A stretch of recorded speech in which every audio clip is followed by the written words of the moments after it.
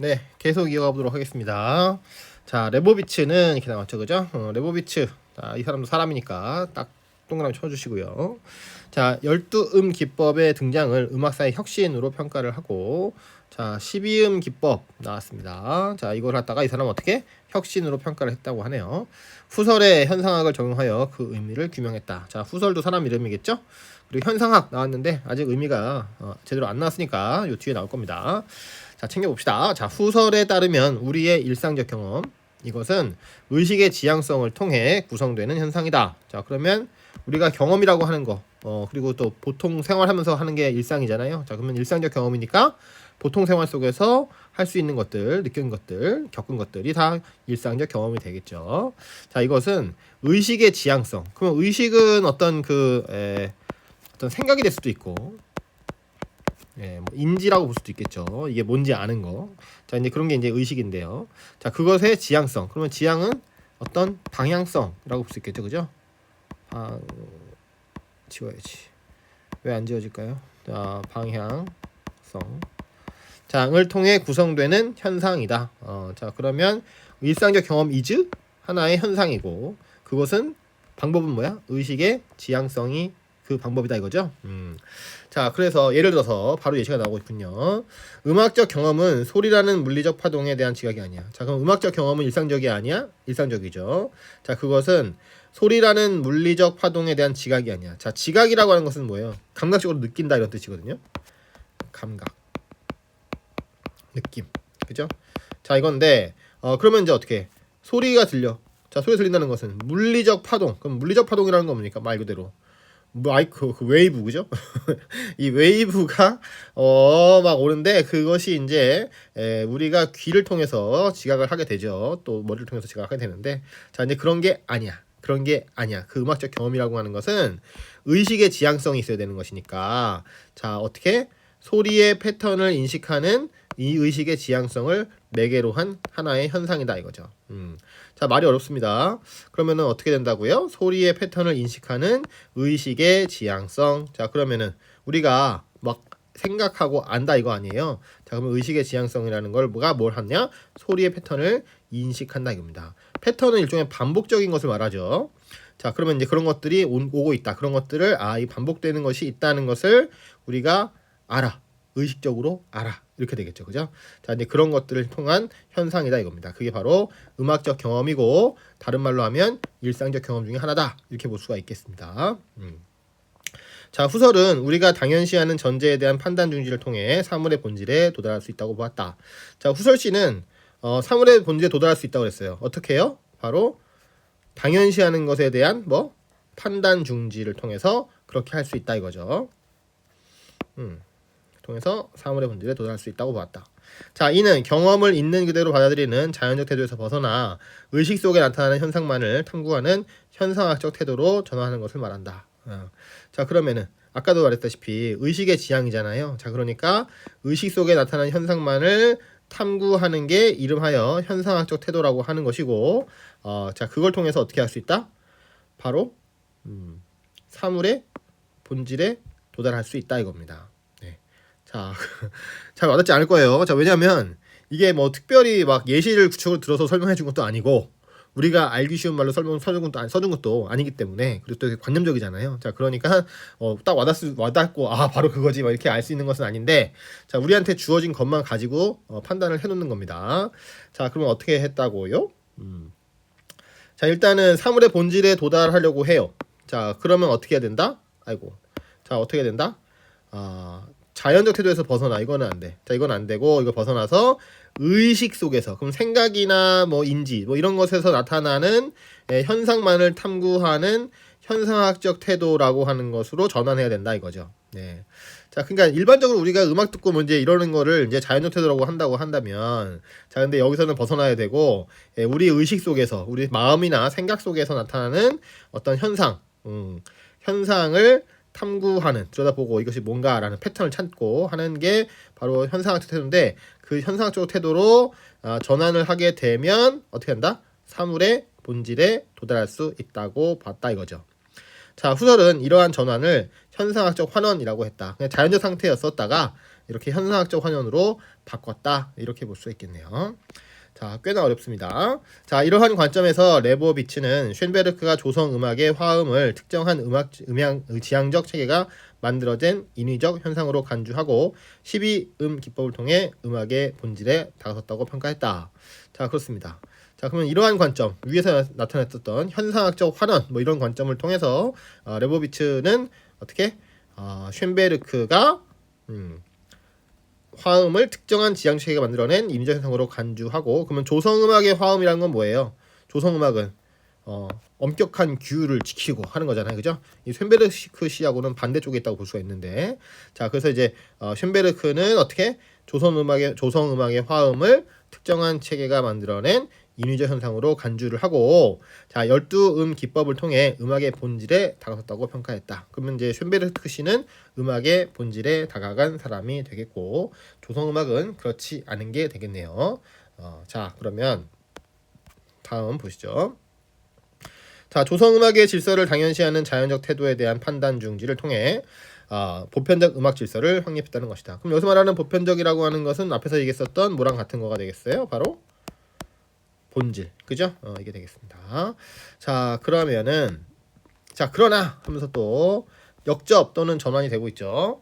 쇤베르크가 주장한 범조성, 그러면 이제 당연히 우리 쇤 선생님의 거니까 범조성은 음악의 본질에 다가간 것이고, 또 기존의 형식과 질서를 벗어난 것이고, 이렇게 볼 수 있겠죠. 자, 범조성은 현상학적 환원과 괴리 된다. 근데 왜 이 사람은 또 갑자기 현상학적 환원과 괴리가 된다고 할까요? 자, 이 글 쓴 사람은 그렇게 주장하는 거죠, 지금. 자, 그러니까 이게 보면 나는 그렇게 주장한다라고 써주면 되게 좋았을 텐데, 그냥 갑자기 쇤베르크가 주장한 범조성은 현상학적 환원과 괴리된다라고 하니까 아까는 현상학적 환원하고 환원과 이 쇤베르크의 생각이 상당히 유사하다라고 이해를 했는데, 갑자기 막 그렇지 않다 이렇게 얘기하니까 이건 내가 잘못 읽은 건가? 라고 착각을 하기 쉽겠죠. 자, 근데 사실은 이것은 나번을 쓴 사람, 이 글을 쓴 사람의 생각이 되겠습니다. 자, 현상학은 모든 전제에 대한 판단을 중지하고 의식에 직접 주어지는 현상 그 자체를 포착하려 하지만 자, 그럼 현상학은 어떻다고요? 아까도 얘기했다시피 전제에 대한 판단을 중지한다 하고 의식에 직접 주어지는 현상 그 자체를 포착하려고 해. 자, 의식에 직접 주어지는 현상 그 자체를 포착하려고 했죠. 아까도 봤다시피. 하지만 쇤베르크는 조성이라는 기존의 규범을 거부하면서도 모든 음의 동등한 사용이라는 새로운 규범을 제시했기 때문이다. 자, 그러니까 규범에서 벗어나야 되는데요. 규범이란 것 자체에서 벗어나야 되는데 벗어나지를 못하고 새로운 규범을 만들었죠. 그러니까 한계가 명확하다 이런 얘기가 되겠습니다. 자, 더욱이 그는 평균율이라는 물리적 제약을 그대로 수용했다. 그러니까 이거는 아까서 얘기했던 현상학적 이런 접근은 아닌 거잖아요, 그죠? 네. 자, 바로크 시대 이후 서양 음악의 토대가 된 평균율은 무한한 음향적 가능성 중 극히 일부만을 표준화하는 것이다. 표준화. 그러면 이거는 뭐야? 어떤 기준이 있고 정해져 있는 것이 있고 이렇다는 거 아니겠습니까? 자, 그래서 결국은 쇤베르크 당신도 기존 질서에서 벗어난 게 아니야. 기존 질서를 좀 잘게 나눠놨을 뿐이지 이거는 뭐 결국은 기존의 시스템을 이용한 것이기 때문에 본질적으로는 똑같다. 뭔지 이렇게 볼 수 있다는 거죠. 자, 아도르노가 형식은 침전된 내용이라고 말했던 것처럼 그러면 형식이라고 하는 건 뭐예요? 껍데기잖아요, 그죠? 이 껍데기는 침전된 내용, 결국은 껍데기가 내용을 가지고 있다. 이렇게 볼 수 있겠죠. 즉 내용이 침전되면 형식이 된다. 뭐 이렇게 볼 수 있겠습니다. 원래 내용과 형식은 따로 뗄래야 뗄 수가 없는 거 아니겠어요, 그죠? 자, 음악의 재료는 단순한 소리가 아니라 특정한 문화적 맥락이 응축된 형식이다. 자, 음악 재료 is 특정 문화적 맥락이 응축된 형식이래. 내용이 막 이렇게 가라앉았다 이거죠. 자, 결국 쇤베르크가 조성의 기반인 평균율의 12음을 그대로 수용한 것은 전통적 물감 사용법은 거부해. 즉 조성음악이 갖고 있는 뭐 그런 체계성, 또 어떤 규칙성, 위계질성 이런 거는 거부를 했는데도 결국은 어때? 그런 12음을 썼다. 또 조성음악이라는 것을 전제로 해서 뭔가 했다라는 것은 결국 물감 전통적인 것을 고수하는 태도와 다르지 않다. 그러니 본질적으로는 똑같은데 실제로는 겉으로만 달라진 것처럼 보이는 것뿐이다. 뭐 이렇게 이해할 수가 있는 것입니다. 자, 후설은 현재 순간의 지속에 대한 미시적 직관을 강조한다. 자, 미시적? 이거는 원래 뜻은 뭐예요? 어떤 그 감각적으로 인지하기 어려운, 자, 이제 이런 것을 이제 미시적이라고 보통 하죠. 자, 그러면 이는 역사적 시간의 일부로서 현재를 인식하는 것이 아니라 과거와 미래를 통합하는 지금 이 순간을 직관해야 한다는 것이다. 자, 그럼 미시적 직관이라는 말이 나왔어. 그러면 이건 뭐라고? 과거와 미래를 통합하는 지금 이 순간을 직관, 있는 그대로 봐야 된다는 것. 자, 이것이 바로 미시적 직관인 것입니다. 자, 그러나 쇤베르크는 높이와 길이처럼 악보상 음표의 위치로 표현되는 거시적 구조로만 음악을 조망했다. 자, 그렇습니다. 후설시가 미시적 직관을 강조했단 말씀이에요. 근데 쇤베르크는 어땠다? 그냥 거시적 구조로만 음악을 조망했다 이겁니다. 자, 그러므로 음색과 강세 등 개별 음에 대한 미시적 체험을 중요성을 간과했다 이거죠. 그렇습니다. 그래서 이제 뭐 음색이랄지 강세 이렇게 개별음에 대한 어떤 미시적 체험 이런 것들을 그냥 스쳐 지나갔어. 간과가 그냥 스쳐 지나간다는 얘기거든요. 제대로 안 보고. 자, 이제 그러니까 이거 어때요? 아까 여기서 얘기했었던 후설의 현상학을 통해서 레보비치 씨가 막 쇤베르크가 상당히 이 혁신적이다, 뭐 이렇게 본질에 도달할 수 있었다, 뭐 이렇게 얘기를 했는데 실제로 이 나번 글을 쓴 양반은 아니에요. 후설이 그런 얘기를 했지만 결국 쇤베르크 씨는 그런 식으로 후설의 입장을 잘 반영해서 뭔가 한 게 아닙니다. 보다시피 물감은 그대로 전통적인 것을 고수하고 있는데 저기 그 단순히 전통적 물감 사용법만 거부한 것입니다. 이제 이렇게 얘기를 했다는 거죠. 이렇게 하고 있다는 거죠. 자, 그렇습니다. 그러니까 비판적인 태도인 것이죠. 자, 이는 후설이 말한 현상학적 자녀의 개념과 어긋난다 이거죠. 자, 그러니까 미시적이어야 돼. 현상학적 자녀 하려면은. 근데 이 사람 우리 쇠 선생님은 어떻게 했다고? 거시적으로 접근했다 이거죠. 자, 현상학적 자녀, 즉 현상학적 환원 이후에 남는 것은 현상 그 자체여야 되지만 쇤베르크의 음악은 곡의 거시적인 구조에 치중함으로써 순수 현상에는 이르지 못했기 때문이라고 얘기를 하고 있습니다. 자, 그러니까 여기서 이제 어려운 점은 뭐였냐면 일단은 그 후설시에 그지? 자, 후설의 현상학 그죠? 예.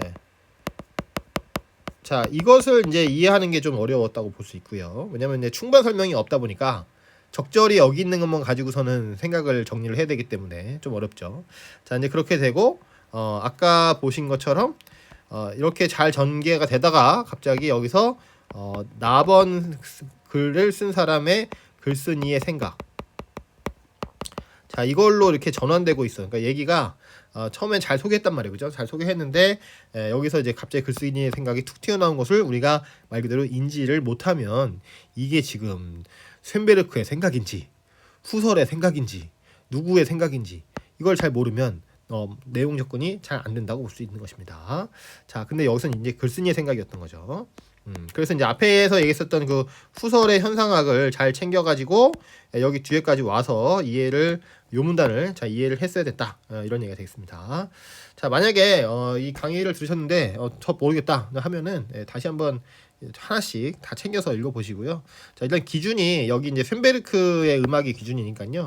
자, 여기 그리고 여기서는 또 뭐 이렇게 이제 전통적인 조성음악하고 쇤베르크의 관계가 있으니까 요걸 갖다가 딱 정리를 하시고 이거를 가지고 와서 일단 후설의 현상학을 다시 한번 정리를 해보신 다음에 자, 그런 다음에 여기 글쓴이의 생각은 또 뭔가 요거를 스스로 한번 정리를 해보시기 바랍니다. 자, 그러면은요 일단 본문을 이렇게 두고 자, 다음 시간에 계속 이어서 해보도록 하겠습니다. 감사합니다.